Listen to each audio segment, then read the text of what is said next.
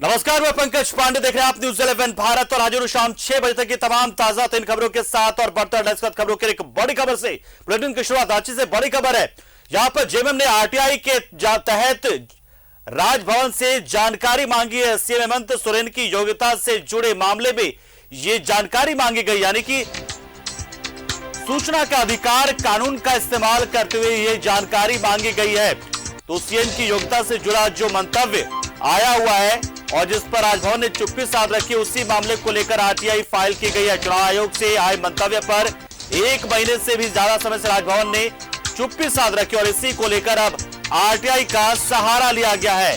Right to information act का, यानी कि सूचना का अधिकार कानून का इस्तेमाल करते हुए राजभवन से जानकारी मांगी गई है। बड़ी जानकारी इस वक्त हम आपको दे रहे हैं, बहुत बड़ी खबर अपने आप में। और राकेश हमारे सहयोगी इस खबर पर पूरी जानकारी देने के लिए हमारे साथ फोन लाइन पर जुड़ चुके हैं। राकेश, पूरी जानकारी चाहेंगे, आरटीआई किसने की है, कैसे की है? पार्टी की तरफ से ये जारी किया गया है, जो पार्टी का लीगल सेल है उसके तरफ से, और ये जानकारी राजभवन से मांगी गई है। ये कहा गया है कि जो चुनाव आयोग का मुख्यमंत्री के संदर्भ में जो मंतव्य आया है और जिस पर आप कह सकते हैं कि महीने भर से ज्यादा का वक्त हो चुका है पंकज, लेकिन राजभवन ने अभी तक उसको सार्वजनिक नहीं किया है। वो मंतव्य क्या है, तो अब एक बार फिर झारखंड मुक्ति मोर्चा ने कोशिश की है जानने की और आरटीआई के थ्रू ये जानकारी मांगी गई है कि आखिर चुनाव आयोग से जो मंतव्य आया है उसमें कहा क्या गया है। तब राजभवन क्या झारखंड मुक्ति मोर्चा के को जवाब देता है या नहीं देता है, ये देखना होगा। लेकिन ये जरूर है कि इसी तरीके की जानकारी चुनाव आयोग से भी मांगी गई थी झारखंड मुक्ति मोर्चा के तरफ से। तो चुनाव आयोग की तरफ से ये कहा गया था कि ये बेहद गोपनीय मसला है, लिहाजा हम इसे सार्वजनिक नहीं कर सकते हैं, आपको हम सूचना नहीं दे सकते हैं। तो संभवतः इसी तरीके की जानकारी इसको लेकर अब कानूनी जो जानकार है वो क्या कहते हैं? कानून के जानकार क्या राजभवन से आरटीआई के जरिए जानकारी मांगी जा सकती है?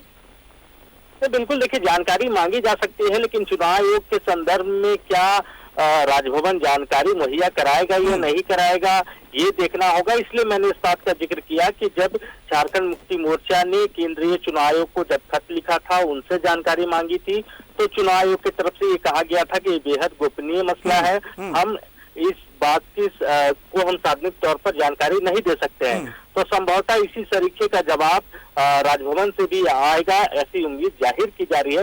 लेकिन अब देखना होगा कि राजभवन क्या जानकारी देता है या नहीं देता है, या फिर चुनाव आयोग ने जो कहा था उसी तरीके का जवाब राजभवन की तरफ से आता है या नहीं आता है। तो थोड़ा इंतजार करना होगा।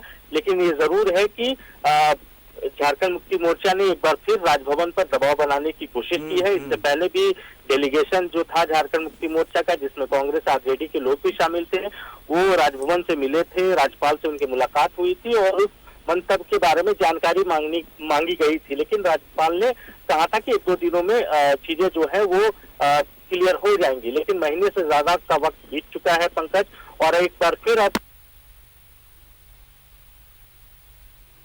बिल्कुल, तो यानी कुल मिलाकर एक बार फिर से वो 1 महीने का कम से कम समय जो है वो मिला है। कहीं ना कहीं आप मानकर चले, क्योंकि आरटीआई के तहत जानकारी जो है वो 1 महीने के अंदर जो प्रार्थी होता है उससे उपलब्ध कराई जाती है, और उपलब्ध नहीं कराए जाने के बाद उसके बाद से उसे मुआवजे के तौर पर कुछ पैसे भी मिलते हैं शायद। तो ये एक बड़ी जानकारी इस वक्त हम आपको दे रहे हैं। तो जेएमएम ने आरटीआई के तहत मुख्यमंत्री हेमंत सोरेन से जुड़े मसले पर राजभवन से जानकारी मांगी। हमारे सहयोगी राकेश हमें जानकारी दे रहे थे। बहुत बहुत शुक्रिया राकेश।